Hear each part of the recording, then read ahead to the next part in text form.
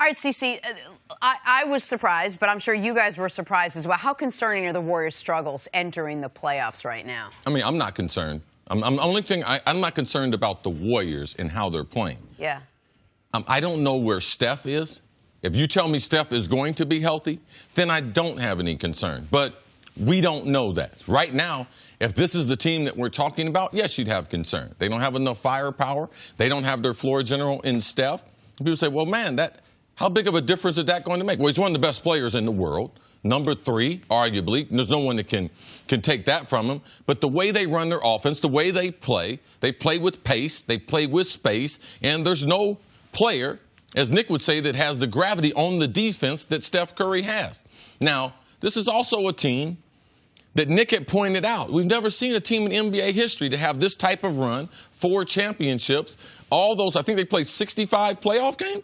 Right, 4 finals appearances is what they're going for. They won the 2 titles. Basically, they're going on potentially their 4th consecutive 100-game season. Yeah, there was going to be problems. Like Nick was like, okay, they've escaped a lot of injuries throughout the years.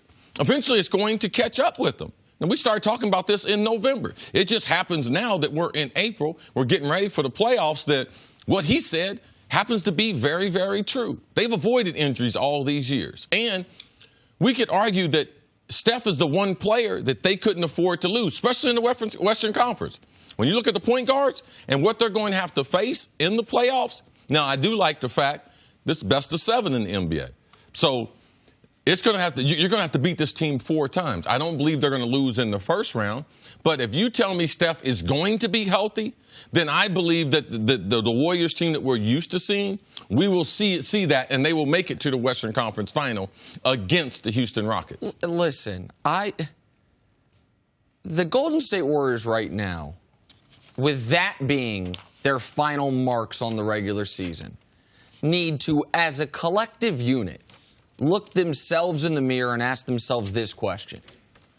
Were we a great team, or did we just have a once-in-a-lifetime, special, transcendent, offensive basketball player in Steph Curry, and he's made us all look better?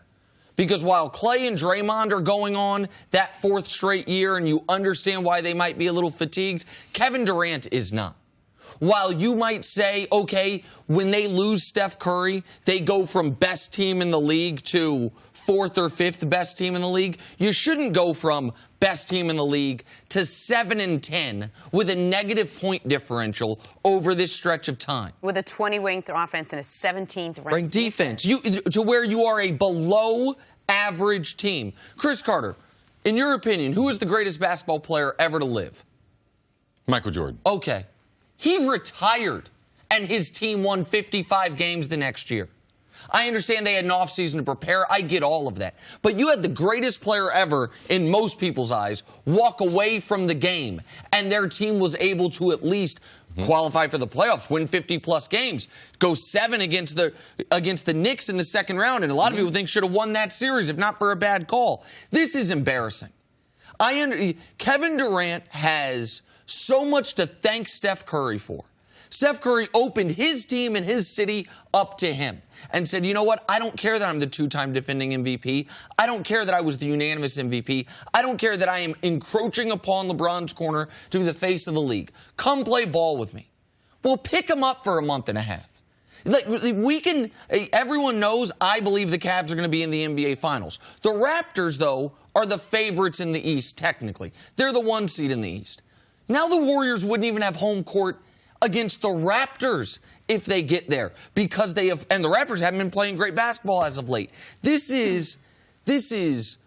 level of effort. And yesterday, what was their big objective yesterday? Make sure Klay Thompson averages 20 points for the year.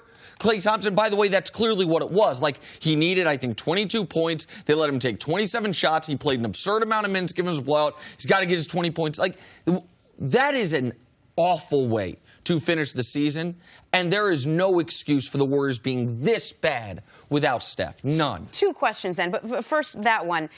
Is this about Steph or is this about Kevin Durant? Because when we had this conversation in weeks past, you said, I'm sorry. There's no way they're going to lose a step. They have the second or third, whatever you call it, greatest player in the NBA right now in Kevin Durant. There's no way that this I didn't say they wouldn't lose a step. I said I didn't think they could get beat in the first round. I said that even if you don't have Steph, if but you I have don't KD, think you thought they can go out and lose by 40 points. I didn't think they'd look like this. Cece, I know KD doesn't want to have to do the leadership thing, but even if you don't want to, if you don't want to, shouldn't you be able to for a stretch of time when the team needs you? Like, do you think I'm overreacting to this? I think you're definitely overreacting. I think this has some Kevin Durant on it. You're not pleased with the way he's played in the absence. But to me, this is somewhat like Cleveland did last year. After Houston beat Golden State, and it looked like they were going to get home the #1 seed, Golden State mentally, they checked out. Cleveland, they gave up the #1 seed last year. All right, they went through the end of the regular season just like the Warriors, and they steamrolled everyone in the playoffs. Now, that's what I'm expecting from Golden State. I'm not holding them responsible for some stellar play that they lived up to the last 3 seasons, the last 12 to 15 games. I know the NBA, the guys get tired. Their interest is waning, and you could see that with Golden State. They're not playing with the same. And the way you can tell that is they lost Steph, and their defense went down. They were a top 5 NBA defensive team. That's the secret part to the sauce of what they do in Golden State that people don't realize. Yeah, they're a top 5 offense all time, but they're a top 5 defense currently in the NBA, and that combination is what makes them lethal. Let me just ask you one question real quick, though, because I understand the Cleveland comparison for last year. What Cleveland had going for it last year was when they gave up the #1 seed, their team was whole. They had already seen and played games at full capacity with that team going into the playoffs. So if they took a couple weeks off at the end of the regular season, I'm not excusing it, but they knew, okay, this version of us can be great.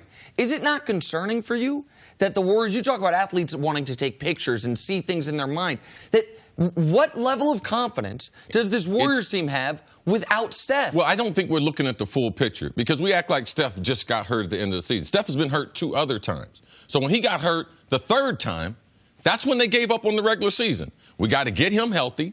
We got to get to the playoffs. So what we're doing right now, it's not that important. And also, I've seen Golden State with KD, with Steph, with Draymond, and with Klay a year and a half.